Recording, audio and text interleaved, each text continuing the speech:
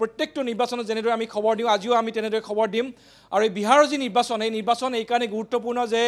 সমগ্ৰ দেশৰ দৃষ্টি নিবদ্ধ হৈছে বিহাৰৰ ওপৰত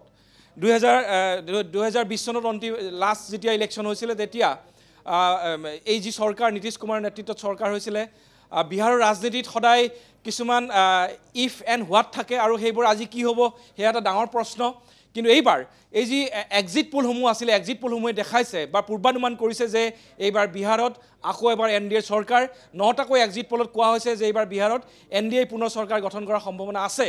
ইয়াৰ বিপৰীতে কিন্তু মহাগঠবন্ধন আৰজেডি নেতৃত্বাধীন যি মহাগঠবন্ধন আছে মহাগঠবন্ধনে কৈছে যে আমি এক্সিট পোলত বিশ্বাস নকৰোঁ আমি জনতাৰ ওপৰত বিশ্বাস কৰোঁ আৰু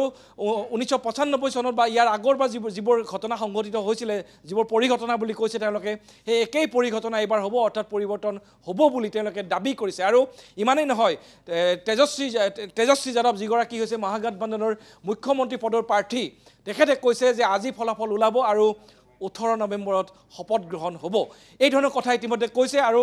মোৰ সতীৰ্থসকল যেহেতু আছে মই সতীৰ্থসকলৰ ওচৰলৈ যাব খুজিছোঁ আমাৰ সতীৰ্থ মোৰ অমৰেন্দ্ৰ আছে অমৰেন্দ্ৰ আজি বিহাৰৰ নিৰ্বাচনৰ ফলাফলৰ ওপৰত সকলো দৃষ্টি নিবদ্ধ আছে এইকাৰণে আছে যে অকল বিহাৰেই নহয় হিন্দী বেল্টৰ এটা প্ৰভাৱ পৰিব ইউপিৰ পিছত বিহাৰ 40টাকৈ লোকসভা সমষ্টি আছে বহুত বিধানসভা সমষ্টি আছে তাৰপিছত ভাৰতৰ 5খন ৰাজ্যত বিধানসভা নিৰ্বাচন অনুষ্ঠিত হ'ব অসম আছে পশ্চিমবংগ আছে এনেকৈ আছে গতিকে এই কথাবোৰে সামগ্ৰিকভাৱে সমগ্ৰ দেশৰ ৰাজনৈতিক দৃশ্যপটত নিশ্চিতভাৱে প্ৰভাৱ পেলাব নিশ্চয়কৈ বিহাৰৰ নিৰ্বাচনৰ ওপৰত সমগ্ৰ দেশৰ দৃষ্টি নিবদ্ধ আছে কাৰণ আগন্তুক দিনকেইটাত 5খনকৈ অন্য ৰাজ্যৰ নিৰ্বাচন অনুষ্ঠিত হ'বলৈ গৈ আছে অসমত নিৰ্বাচন অনুষ্ঠিত হ'ব যদি এই ডাবল ইঞ্জিনৰ চৰকাৰৰ যিটো কথা কৈ থকা হৈছিলে এই ধাৰাটো যদি অব্যাহত থাকে তেতিয়াহ'লে অসমত বিজেপিৰ কাৰণে পথ অধিক সুচল হ'ব তেনেধৰণৰ কথা ৰাজনৈতিক পৰ্যবেক্ষকসকলে সদায় কৈ আছে এতিয়া আপুনি লক্ষ্য কৰিব যোৱা 20টা বছৰে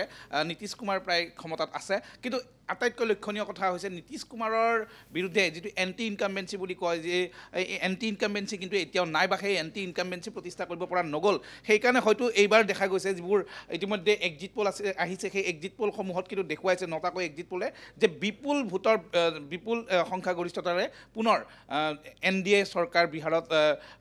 শপত গ্ৰহণ কৰিবলৈ গৈ আছে সেই কথাখিনি দেখুৱাইছে এণ্টি ইনকামবেঞ্চি হোৱা নাই তেওঁলোকে তাৰপিছত প্ৰ ইনকামবেঞ্চি বুলি কৈছে ইনকামবেঞ্চি বুলি কৈছে বহুতে কৈছে যে প্ৰ ইনকামবেঞ্চি বিশেষকৈ আপুনি যদি লক্ষ্য কৰে এতিয়া বিহাৰৰ যি পৰিৱৰ্তন সেই বিহাৰৰ পৰিৱৰ্তন বিহাৰী লোকসকলে অনুভৱ কৰিছে বা তেনেধৰণৰ এখন ছবি দাঙি ধৰা হৈছে এনডিএ চৰকাৰৰ যি ব্যাপক প্ৰচাৰ কৌশল সেই প্ৰচাৰ কৌশলৰে মাজৰে তেওঁলোকে কি কৰিলে বিগত দিনসমূহত সেই কথাখিনি দেখুৱাইছে